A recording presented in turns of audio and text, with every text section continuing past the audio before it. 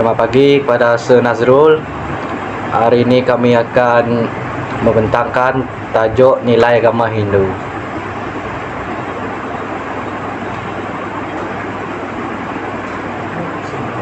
Okay, nama saya Christopher Penyelang dari Maringa dari SFS 1B. Nama saya Desmond Anapol dari kelas SFS 1B. Saya Nelson Ajang dari kelas SFS 1A.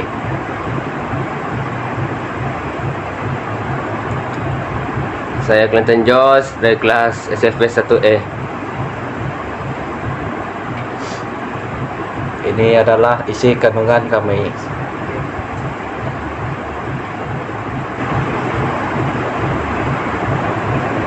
Pertama sekali saya ingin berterima kasih kepada Tuhan kerana telah memberi nafas serta rezeki sehingga ke hari ini agar boleh mengerjakan pekerjaan kami sebagai pelajar, juga telah mengizinkan segala pekerjaan kami jalan dengan lancar. Pekerjaan ini tidak akan berjaya dilakukan tanpa kekuatan serta kesabaran yang Engkau berikan.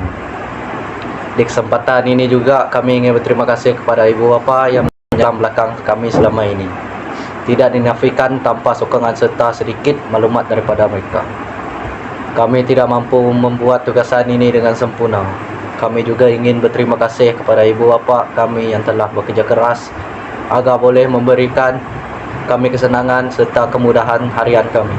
Selain itu, kami juga ingin berterima kasih kepada Institusi Kemahiran Maharim dulu yang telah memberikan cahaya yang baru untuk memulakan hidup yang lebih cerah di masa hadapan yang akan datang kelak. Terima kasih serta melafazkan segala kesyukuran terhadap fasiliti serta kemudahan yang telah pihak AKM Bintulu berikan kepada kami sebagai pelajar. Bulan kami juga ingin berterima kasih tidak terhingga kepada Encik Ustaz Nasrullah Saleh yang telah membimbing kami untuk menjayakan tugasan yang telah diberikan.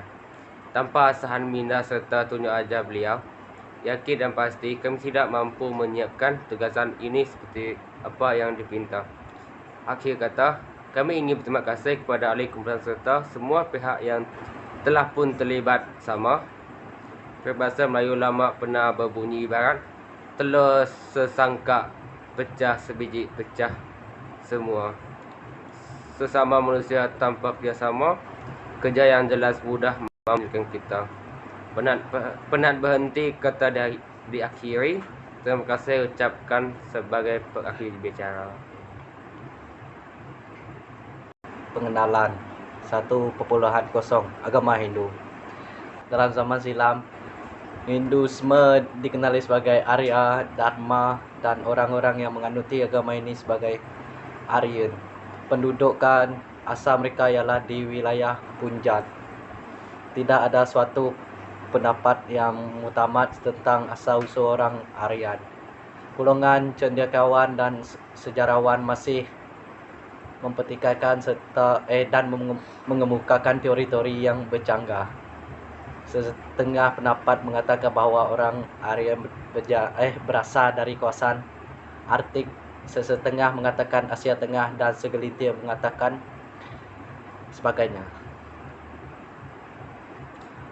Swami Vivekananda sebaliknya menegaskan bahawa orang Aryan berasal dari benua India dan bukannya satu bangsa pendatang dari luar India. Walau bagaimanapun, dari Punjab orang Aryan tersebar ke seluruh India Utara sehingga kawasan yang mereka duduki dikenali sebagai Aryavata. Mereka kemudiannya merintasi banjaran Vindhya dan bersebar ke seluruh India Selatan.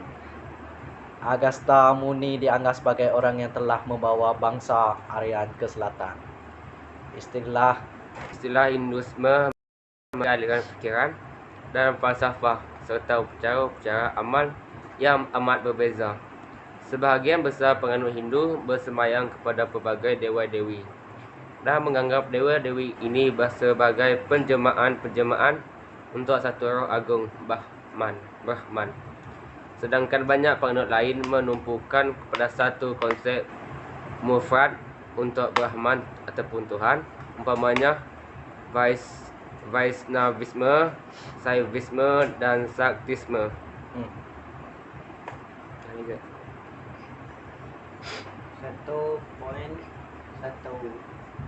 Prioritas agama Hindu. Swami Vivekananda Bangale Rumi Swami Vivekananda 12 Januari 1863 hingga 4 Julai 1902 merupakan seorang rahib Hindu dan pengikut utama Sri Ramakrishna. Beliau ialah tokoh utama yang memperkenalkan falsafah Vedanta dan yoga di negara-negara barat pada lewat abad ke-19. Swami Vivekananda juga merupakan tokoh yang berjaya memberikan agama Hindu status antara agama utama di dunia. Beliau memainkan peranan penting dalam membawa pembaharuan dan kebangkitan semula agama Hindu di India yang pada ketika itu menghadapi ancaman kepupusan akibat pengaruh budaya barat. Vivekananda memiliki pribadi yang amat dikenali dunia sebagai seorang pemimpin Hindu. Beliau ialah suami rahib Hindu pertama yang melawat negara-negara barat untuk menyebarkan agama Hindu, yoga dan falsafah Vedanta dalam persidangan agama-agama dunia, World Parliament of Religions, yang diadakan sebenar World Fair di Chicago pada tahun 1893. Kejayaan di Chicago disusuli dengan pengenalan falsafah India ke seluruh benua Amerika dan Eropah. 1.2 Rumah penyembahan agama Hindu. Kuil Brihadeshwara. Sebuah kuil Hindu dapat dibina sebagai sebuah struktur asing atau sebagai sebahagian sebuah bangunan. Suatu ciri kebanyakan kuil adalah kehadiran murti pada dewa Hindu untuk yang mana kuil itu disediakan.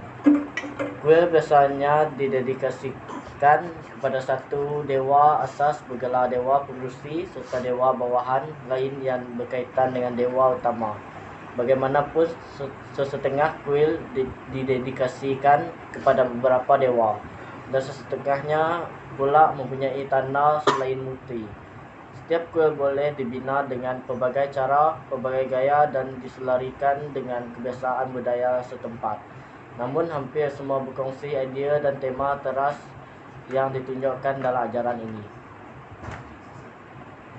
Contohnya kuil Batu Cave di Selangor, kuil Tetua Sri Mahamariamman Kuala Lumpur, kuil Mahamariamman di Vietnam.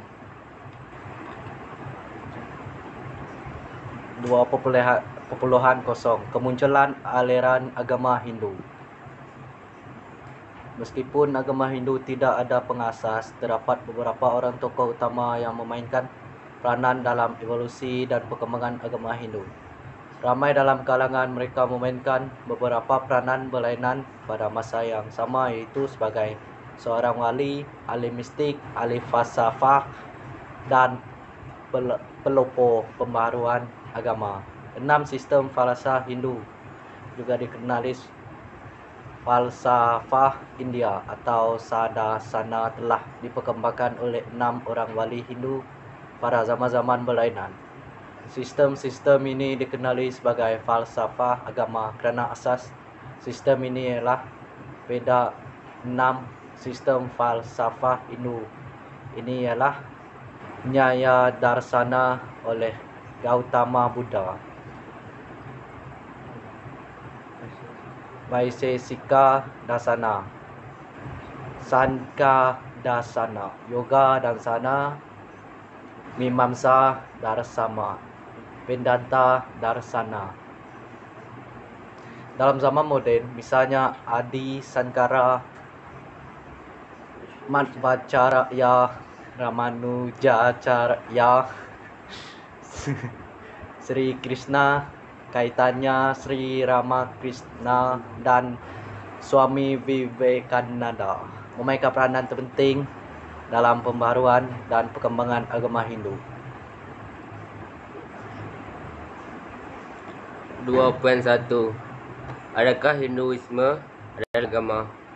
Hinduisme adalah satu agama atau falsafah yang berasal dari benua India dan kini dan kawasan sekeliling yang berhampiran. Agama ini adalah agama tertua yang diketahui di dunia. Kitab utama agama ini ialah Veda yang dibagikan kepada 4 kitab utama, iaitu Rig Veda, Yajurveda, Samaveda dan Atharva Veda. Hinduisme adalah agama yang ketiga terbesar di dunia dengan lebih kurang 900 juta penganut pada tahun 2005. Kira-kira 890 juta daripada bilangan itu tertinggal di India. Agama Hindu merupakan agama utama di benua India meskipun India dianggap sebagai sebuah negara sekular. Agama Hindu menjadi agama rasmi negara Nepal. Dengan peredaran masa, 2 cabang utama tumbuh daripada agama Hindu, iaitu agama Buddha dan agama Jain. Pengaruh agama Hindu dan agama Buddha telah tersebar ke negara Sri Lanka, Burma, Tibet, China, Cambodia, Jepun, Korea dan lain-lain negara Asia lain seperti Malaysia dan Kepulauan Indonesia. Malah pengaruh kebudayaan dan tamadun India juga telah dikenal pasti di Meksiko. Apa yang menarik tentang perkembangan agama Hindu ialah agama ini tidak pernah disebarkan dan penolakan penjajah, perangan atau sebarang bentuk keganasan. Keamanan, kasih, sayang, simpati, kemanusiaan dan kebajikan merupakan daya tarikat agama Hindu. Kemana saja orang Hindu pergi, mereka telah memperkayakan dan meningkatkan kebudayaan dan tamadun tempatan secara semula jadi tanpa sebarang paksaan.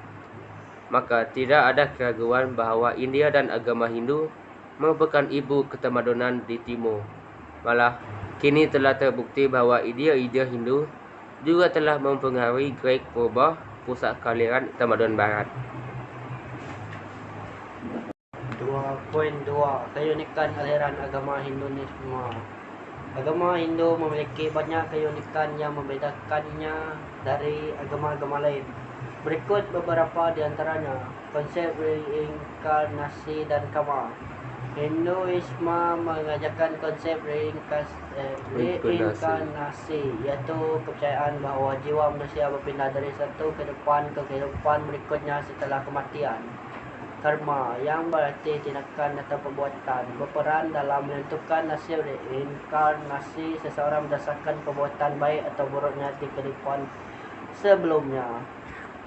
Konsep Tribhuti.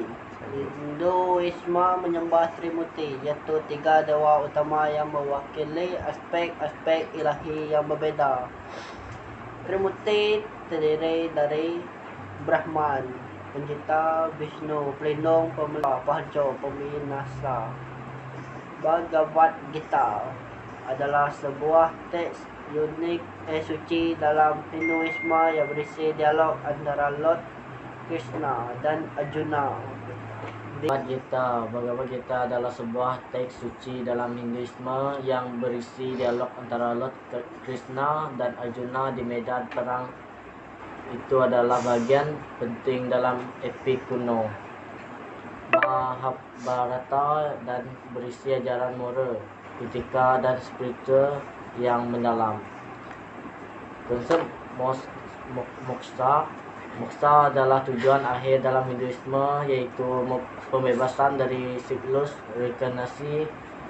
Ini dicapai dengan mencapai pemahaman dan persatuan dengan Brahman, realitas tertinggi, melalui meditasi, yoga dan jalan spiritual lainnya. Beragam dewa dan dewi. Hinduisme memiliki banyak dewa dan dewi yang dipuja. Beragamnya representasi dewa-dewi ini memungkinkan para penganut Hindu untuk memilih objek ibadah sesuai dengan preferensi dan kebutuhan pribadi mereka. 3.0 Peranan agama Hindu dalam masyarakat.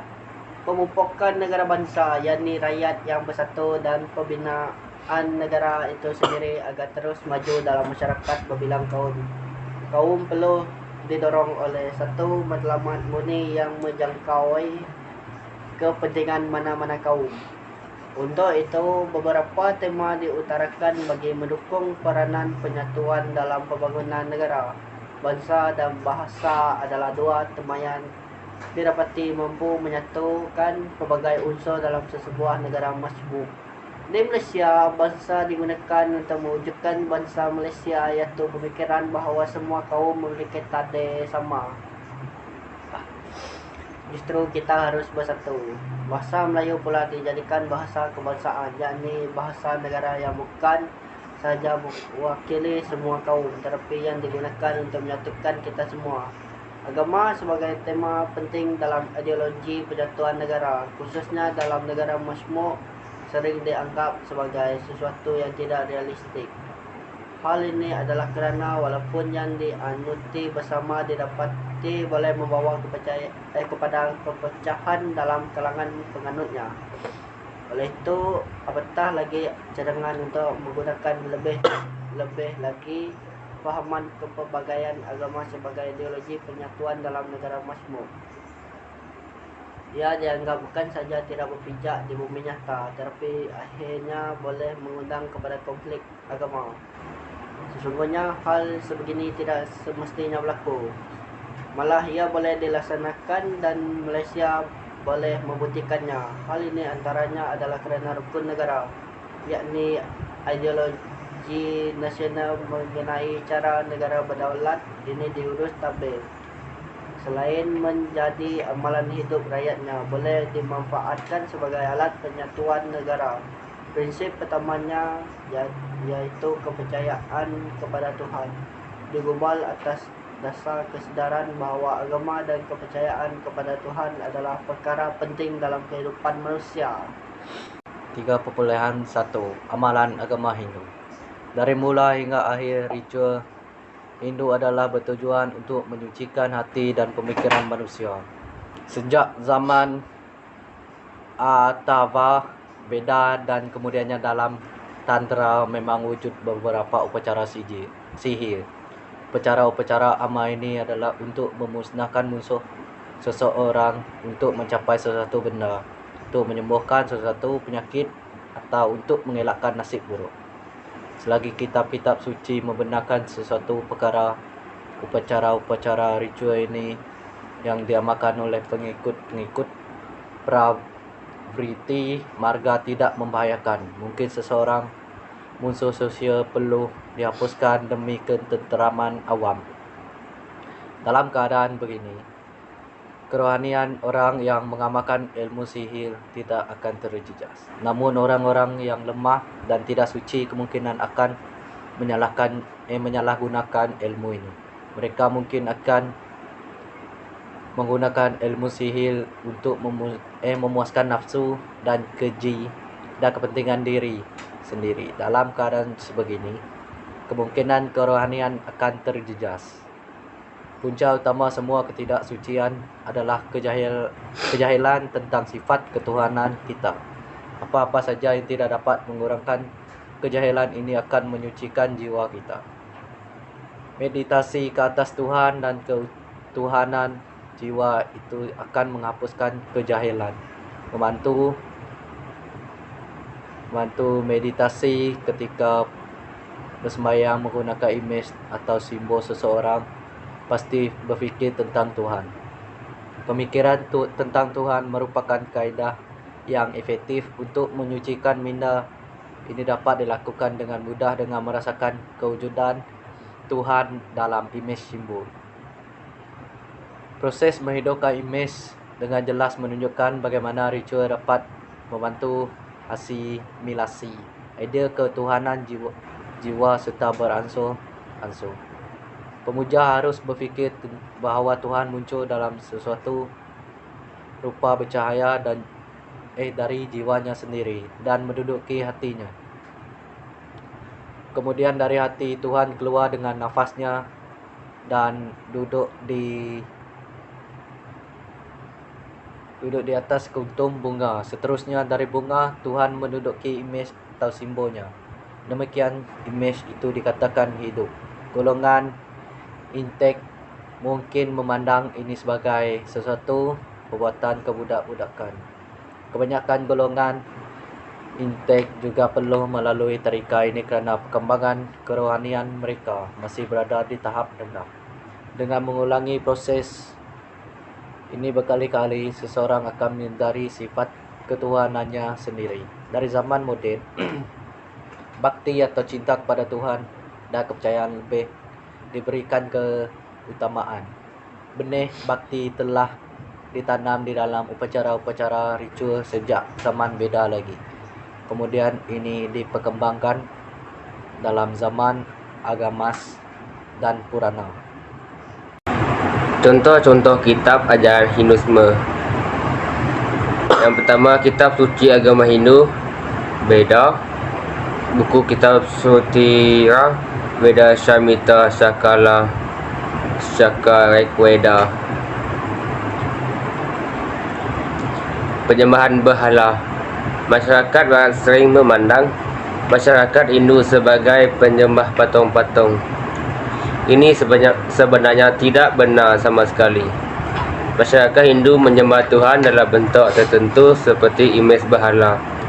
Imej-imej seperti patung dan gambar ialah hanya pelbagai simbol keagungan dan kesaktian Tuhan. Dengan menggunakan simbol-simbol yang konkret, orang Hindu cuba untuk berhubung dengan Tuhan atau Isvara yang sukar difahami. Sama seperti sebuah foto seseorang ialah cuma gambaran orang itu dan bukannya orang itu sebenarnya. Begitu juga dengan berhala Tuhan. Berhala hanya membantu seseorang Hindu untuk mengingati tentang kesaktian Tuhan. Berhala menjadi perantaran Tuhan dan pemujanya semasa bersembahyang. Jika seseorang dapat mengingati Tuhan dan merasakan kehadirannya dalam diri sendiri, sembahyangnya berakhir. Selepas itu, berhala tidak diperlukan lagi. Inilah sebabnya orang Hindu sering meninggalkan berhala selepas bersembahyang dan melarutkannya dalam kolam atau sungai. Nuguna Brahman, realiti mutlak, tidak mempunyai rupa. Sekiranya begitu, mengapakah agama Hindu menyediakan pelbagai bentuk penyembahan ritual? Persoalan ini telah dibangkitkan di Vishnu Dharmottara Purana oleh Vajra begini: Tuhan Maha Agung telah dihuraikan sebagai tiada rupa, tiada bau atau emosi, dan tanpa bunyi atau rasa sentuhan. Jadi, macam manakah imej-imej ini boleh diperbuat? Maka dia menjawab, praktik dan fikrik wujud menerusi variasi dalam rupa Paraman Tuhan. Praktri adalah rupa Tuhan yang tidak boleh dilihat. Seluruh alam semesta ini adalah Vikitri, iaitu rupa Tuhan yang penyembahan dan meditasi ke atas Tuhan Maha Esa dapat dilakukan hanya apabila Tuhan mempunyai rupa sebaik-baiknya. Tuhan disembah tanpa sebarang rupa. 4.0 Pertempuran tercetus ketika perarakan agama India. New Delhi. Pertempuran berlaku ketika perarakan agama Hindu di sini semalam mengakibatkan beberapa orang cedera termasuk anggota polis. Kata polis beberapa hari selepas insiden keganasan turut berkait dengan agama berlaku di 3 negeri.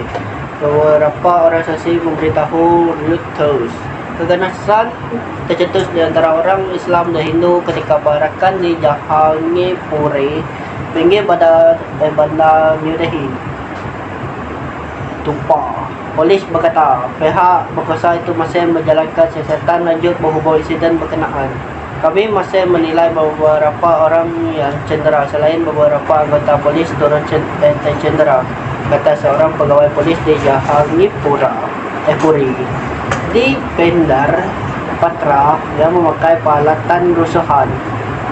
1238 tupa keganasan berlaku ketika parakan bersempurnaan perayaan Hindu Hanuman Wijayati, kata polis tanpa memberi butiran lanjut.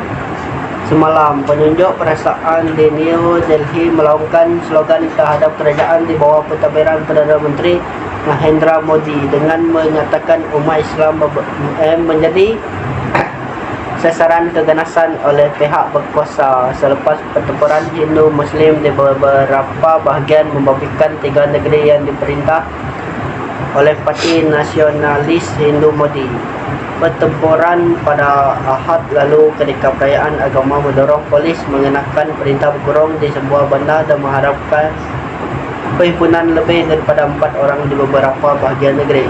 Pihak berkuasa tempatan merobohkan rumah dan kedai yang disyaki milik perusuh Islam di tengah negeri Madhya Pradesh selepas keganasan yang tercetus ketika festival Hindu Ram Navami. Menurut seorang pegawai polis yang enggan namanya didedahkan, polis dan pihak berkuasa tempatan memberitahu Reuters selepas pertempuran berlaku mereka bebas daripada bersikap berat sebelah dan bertindak mengikut undang-undang.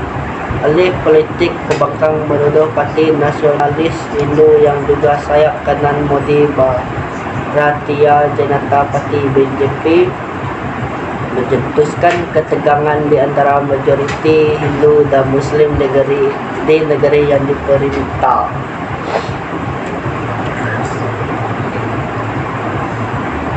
Satu, sejarah agama Hindu.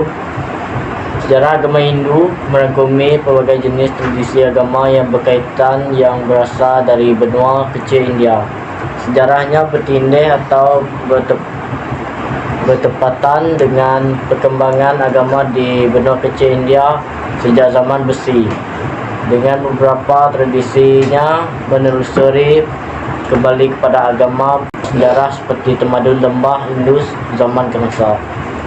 Oleh itu, ia telah dipanggil agama tertua di dunia. Ulama menganggap Hinduisme sebagai sintesis pelbagai budaya dan tradisi India dengan akar yang pelbagai dan tiada pengasas tunggal. Sintesis Hindu ini muncul selepas zaman Veda antara 500 hingga 200 sebelum Masehi dan kira-kira 300 dalam tempoh urbanisasi kedua dan zaman klasik awal Hinduisme.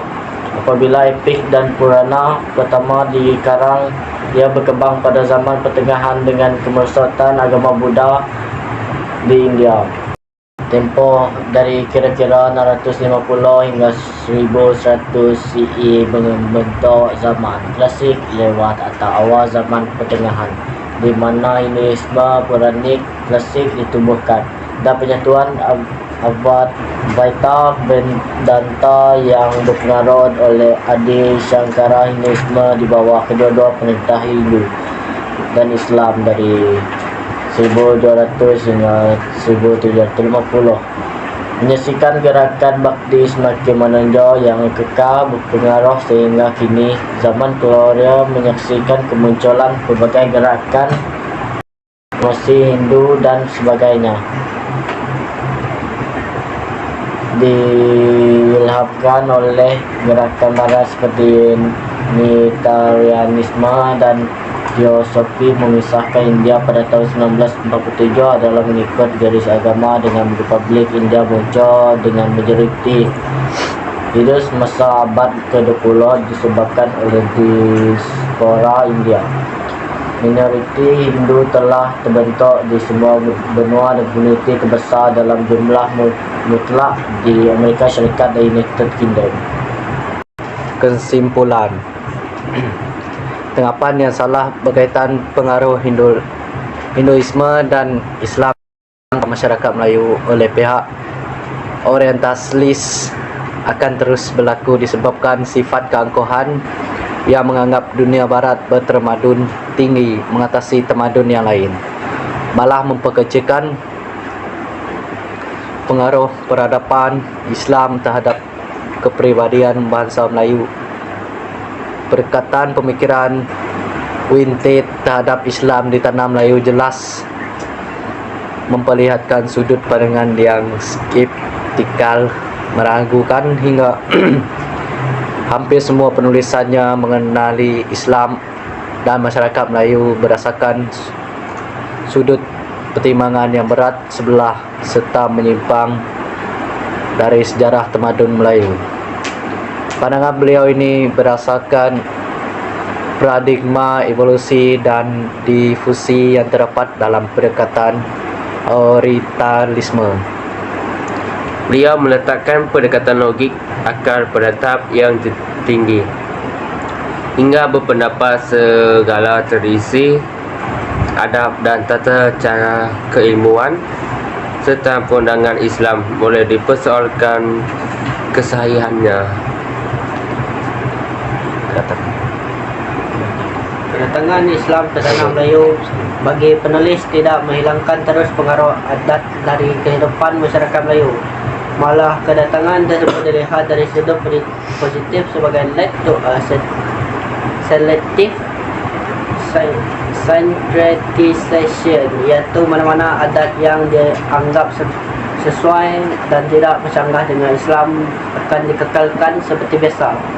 Hujah di atas adalah bercanggah dengan pandangan Winston yang beranggapan undang-undang Islam dan adat tidak boleh dilaksanakan bersama kerana undang-undang Islam pada tanggapan orientalis cenderungan tidak sesuai untuk diamalkan di tanah Melayu disebabkan perbezaan budaya dan tempat tinggal. Sekian, terima kasih. Ini adalah rujukan yang digunakan oleh kami. Sekian, terima kasih. Sekian, terima kasih. Terima kasih.